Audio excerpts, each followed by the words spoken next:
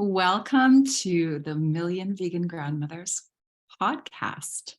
And I have Mariquita Solis. Did I pronounce that properly, your last name? Solis.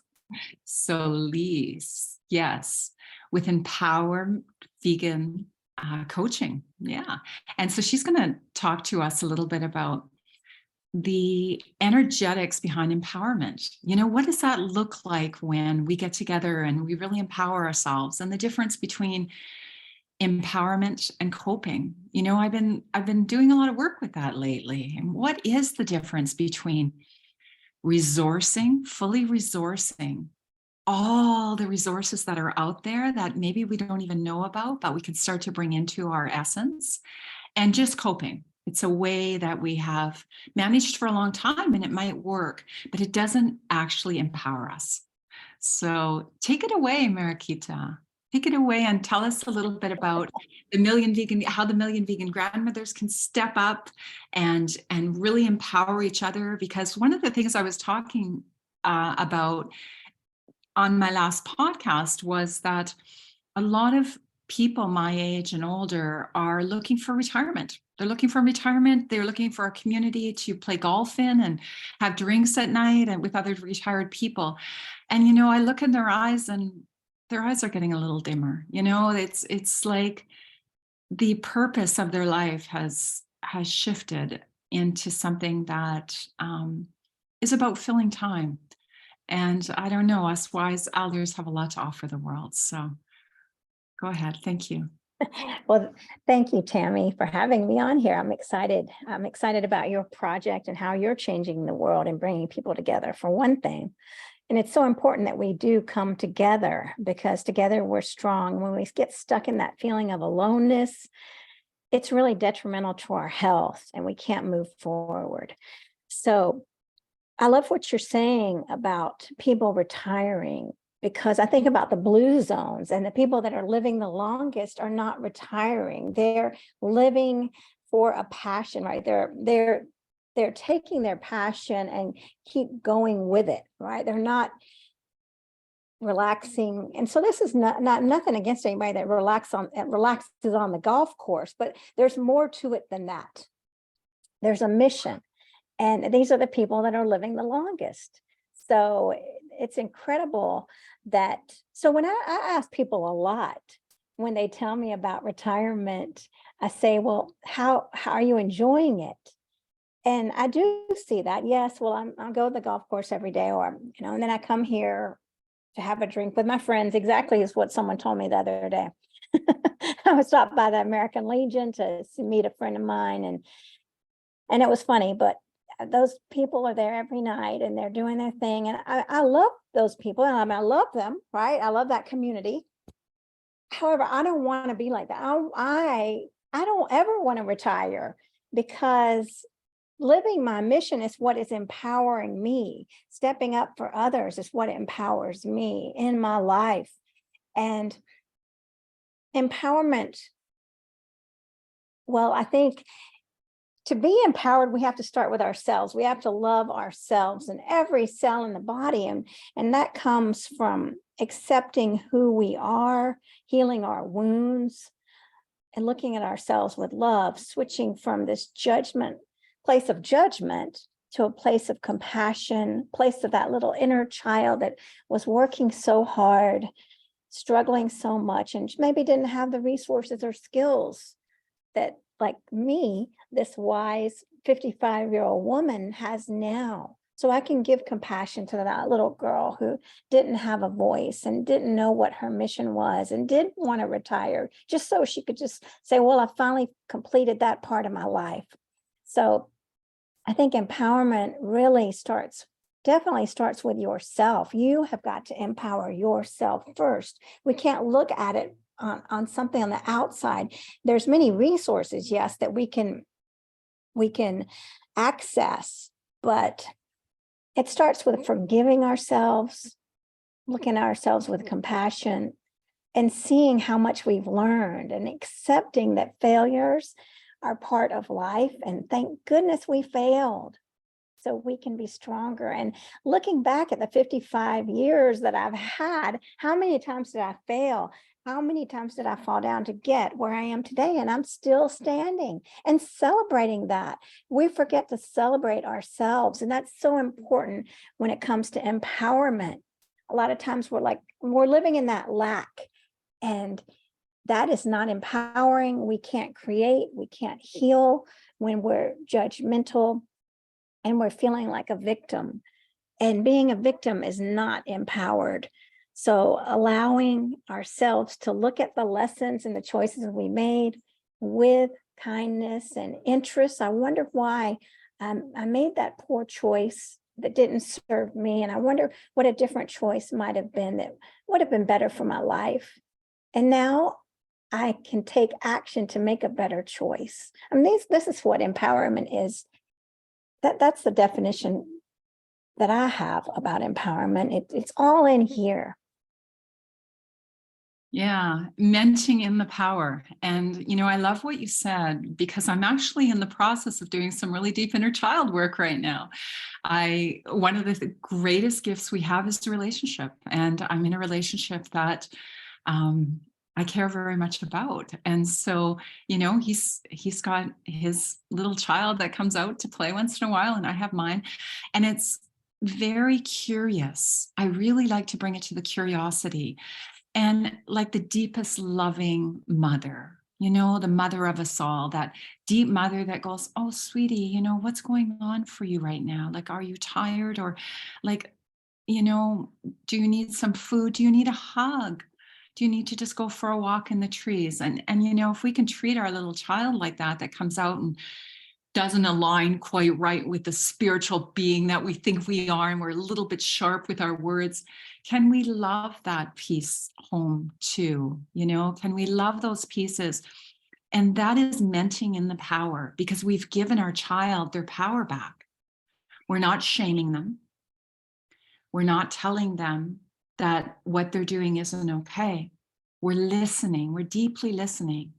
And that's what we're doing as wise grandmothers. That's the one gift that I have with my grandchildren. I can deeply listen.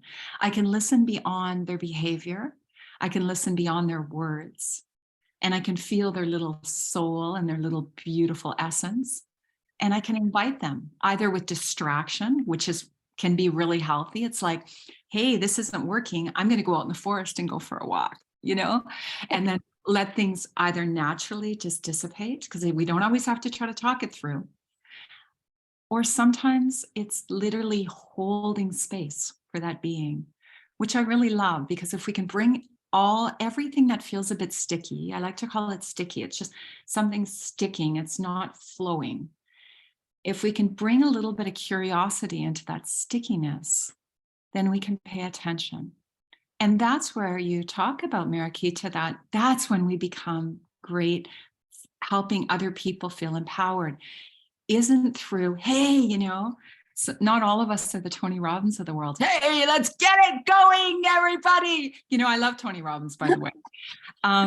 Some of us are quiet, reflective people who like to call people home that way.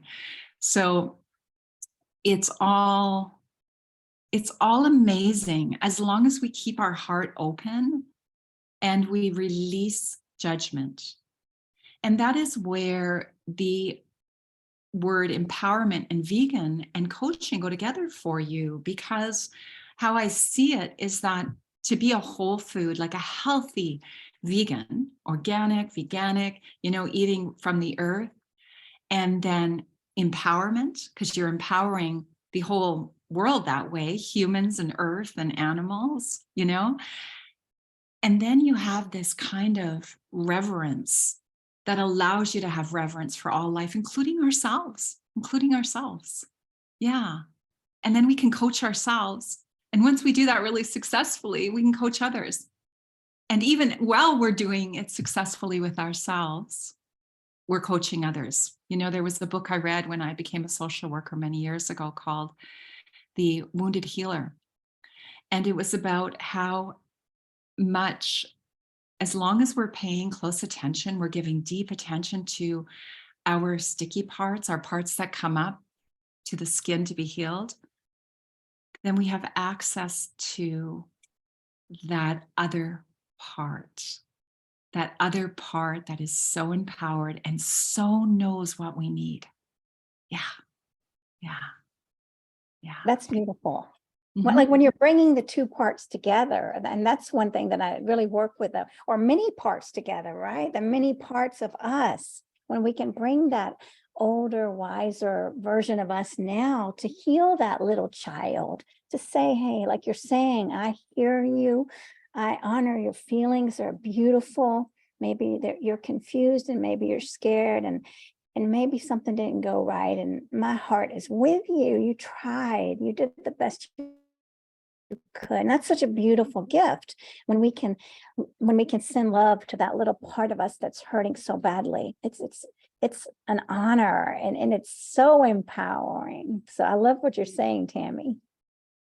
Well, and I'm working with a beautiful somatic coach right now. Her name is Robin. And she said, and also, does that child know who you are now? So it's also just going in and saying, hi there. Yeah, I see you. But it's also bringing that child, upgrading that child to who we are now, letting that child know who we are now, so they don't have to respond out of that place. That's true empowerment. It's like, hey, yeah, that's how you coped. And I'm coming here to take care of you. I'm also upgrading you to a place to say, this is who I am now. Look at, I got it. I'm strong, I'm empowered, I'm love, I'm caring. And I know I have a voice. So you don't have to yell so loud. Yes, that's beautiful, definitely. And that's celebrating, right? Look how far that I've come, and that little one helped you get there.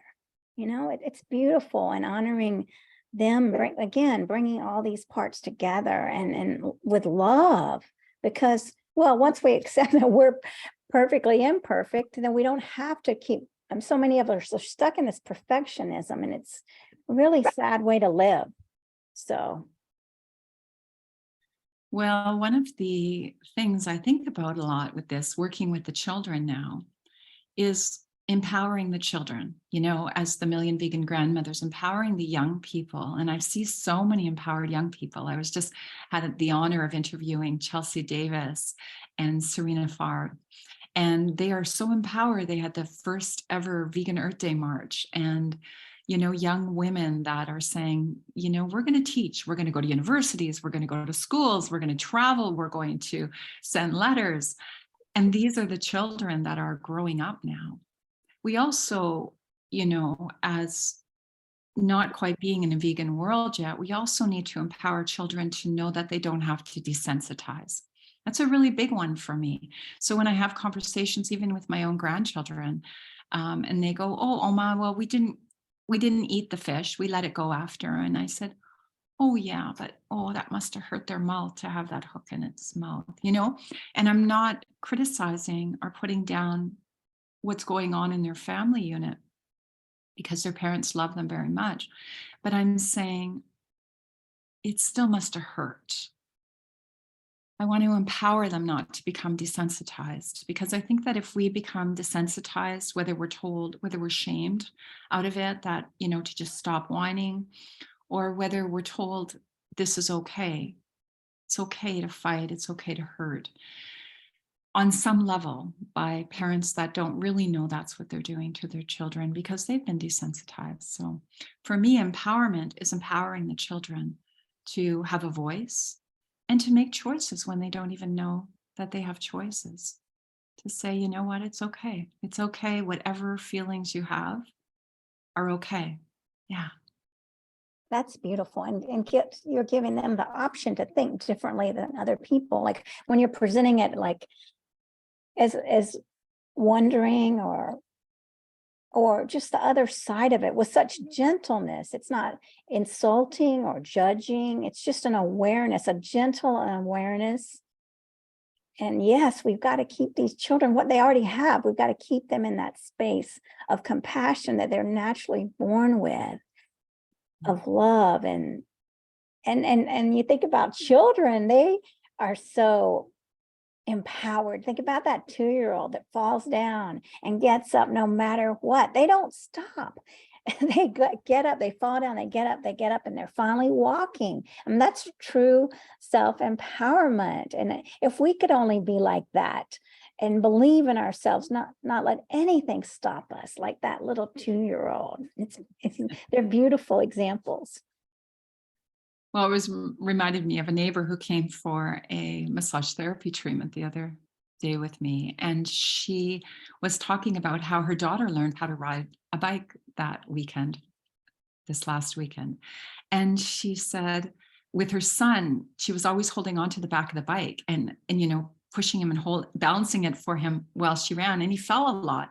Her daughter said, "No, I will do it." And she would manage 1 or 2, cycles of pedal, and then she would have to put her foot down, but she didn't end up falling. And she said, "No, I will figure this balance thing out on my own," and how they were so different in their ways of needing help.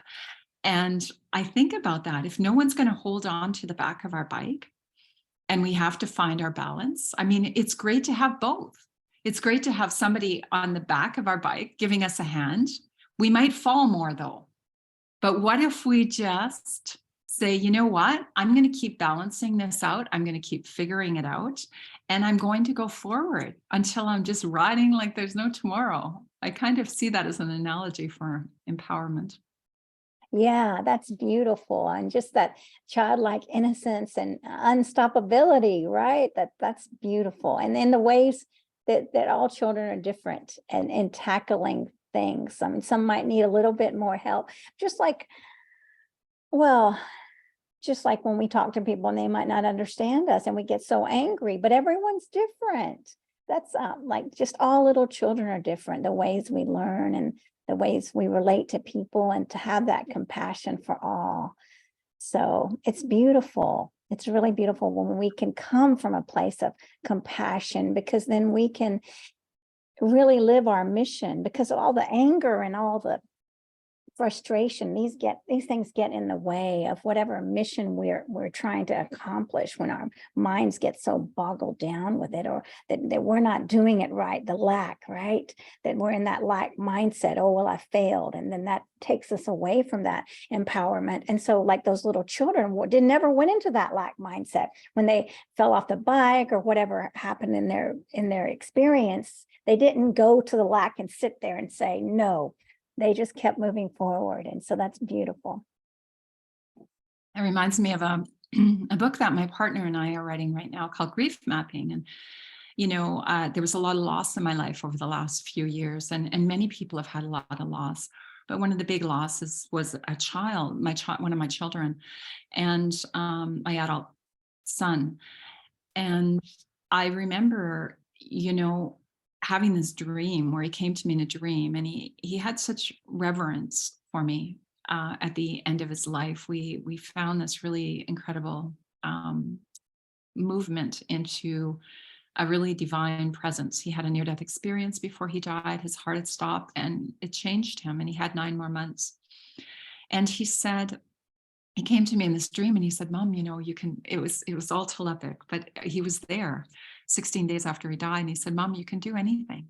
And I started writing a thesis I hadn't finished yet. And then I started writing a book, and then I started writing another book. And I turned that grief into creative action. And I think that's what you're saying, when you fall and you're kind of like a little bit discouraged, whether you're falling off a bike, or you're falling from grace, or whether you're falling from a relationship, or whether you're falling from a career, or whether you're just falling in your mind space that it's just too hard.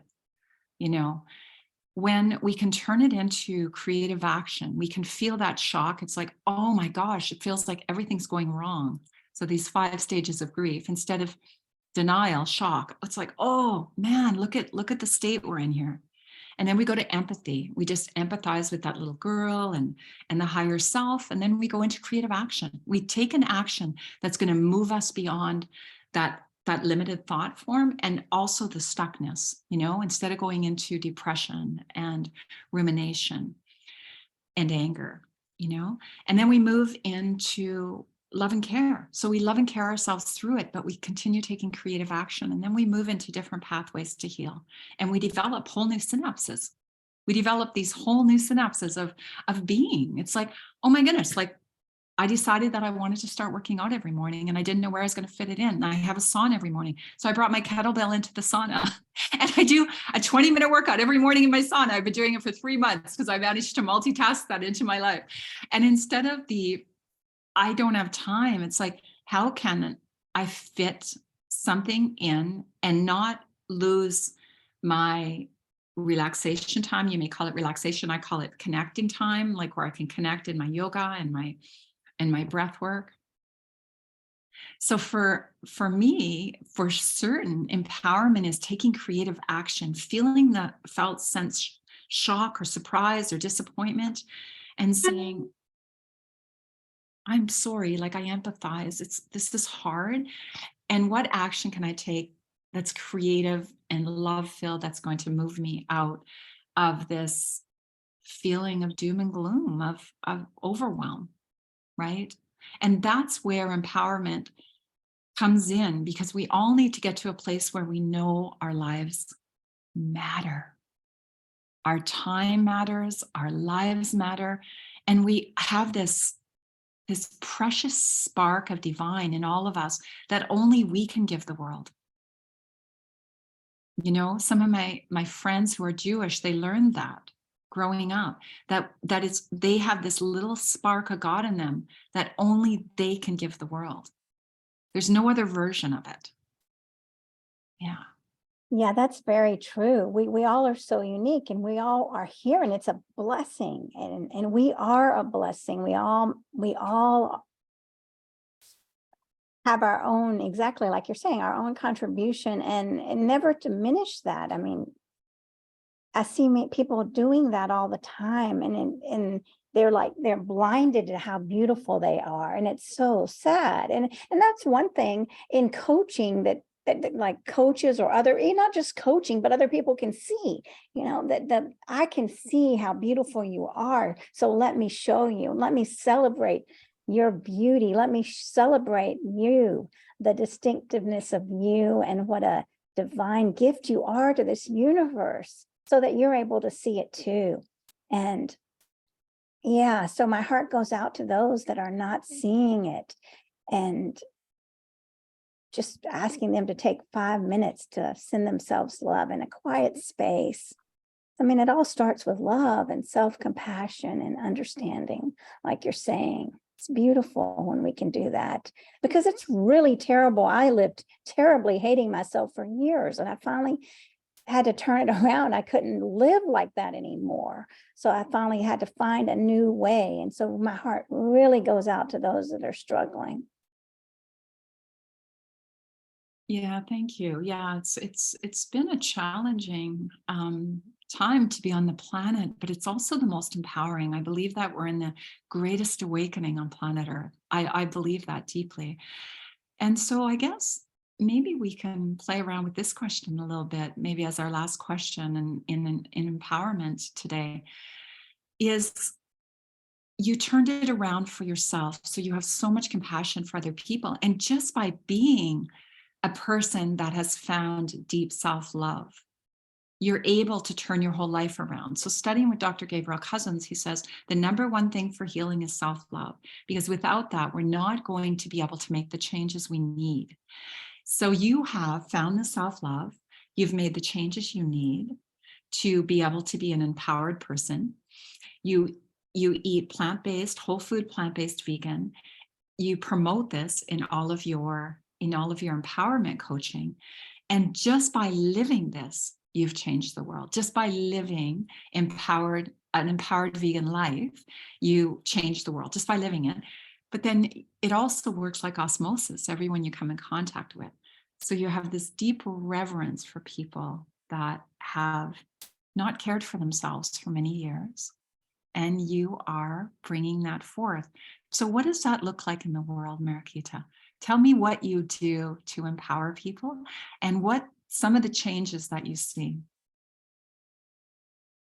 Well, I think what I do is go very gently with people to see what are these beliefs that are holding them back, right? And seeing what the greater belief is under there, and a belief that's coming from a place of love and not a place of judgment, and just unraveling in this mystery of who they are and who is saying that belief? Is it that little 10-year-old girl that thinks that she has to do all the work and she's so tired and so destitute and so sad? You know, who's saying this belief that that she's not enough, right? And then me sharing my belief in that little girl, that she's more than enough, that she is a gift to this universe. Her contribution is magnificent and so needed, and her voice is so needed.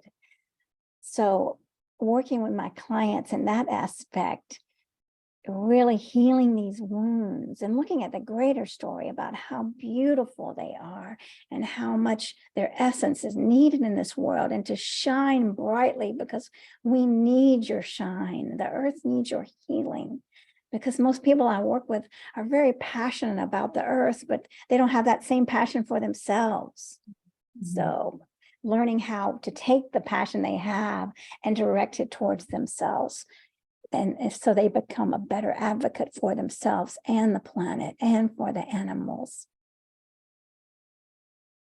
Yes, thank you. Yeah, and we need to move into thriving from surviving, for sure. You know.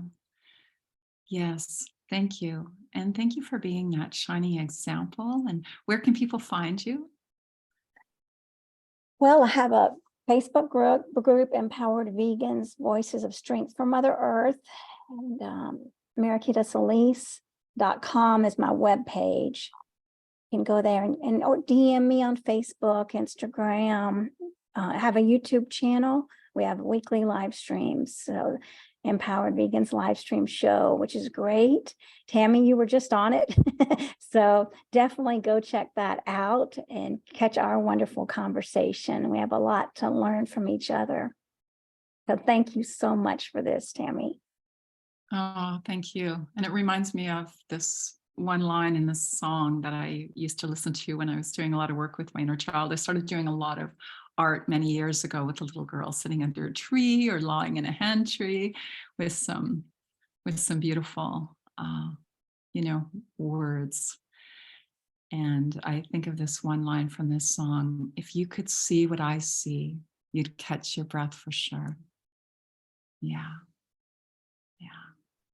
Thank you very much, Mariquita. Namaste. Vegan. Namaste, vegan. Thank you, everybody, for watching. Thank you for watching.